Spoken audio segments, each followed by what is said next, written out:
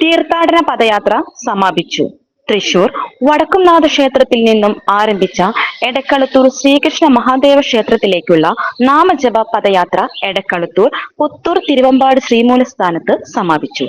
കാലത്ത് 7:30 വടക്കുംനാഥ ക്ഷേത്ര ശ്രീമൂലസ്ഥാനത്തു നിന്നും ആരംഭിച്ച തീർത്ഥാടന പദയാത്ര വാരണാസി അഗാഢ സന്യാസി സമൂഹത്തിന്റെ ദക്ഷിണ ഭാരതത്തിന്റെ ചുമതലയുള്ള സ്വാമി ആനന്ദവനം ഉദ്ഘാടനം ചെയ്തു. അനുഗ്രഹമായി നമുക്ക് നിലകൊള്ളുമ്പോൾ തന്നെ അതിന്റെ മൂലസ്ഥാനം അന്യാധീനപ്പെട്ടും അല്ലെങ്കിൽ വേണ്ടത്ര ശ്രദ്ധയോ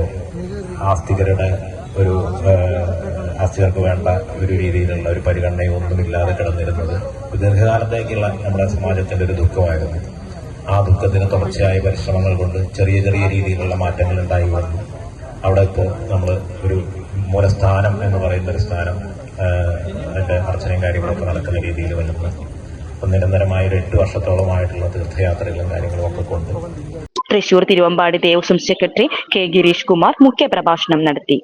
ശ്രീമൂലസ്ഥാന സമിതി രക്ഷാധികാരി എ വിജയകുമാർ സ്വാഗതവും സെക്രട്ടറി അനിൽകുമാർ നന്ദിയും പറഞ്ഞു. ക്ഷേത്ര സംരക്ഷണ സമിതി ജില്ലാ പ്രസിഡന്റ് സതീഷ് ചന്ദ്രൻ, രാജൻ കുറ്റുമുക്ക്, ഹരി മുള്ളൂർ എന്നിവർ സംബന്ധിച്ചു. പദയാത്രയ്ക്ക് എം വേണുഗോപാൽ, ദയാശീലൻ, അജയൻ, സന്തോഷ്, ഗിനീഷ്, മുത്തു എന്നിവർ നേതൃത്വം നൽകി. You are watching V24 Media. നാടിന്റെ നേർക്കാഴ്ച.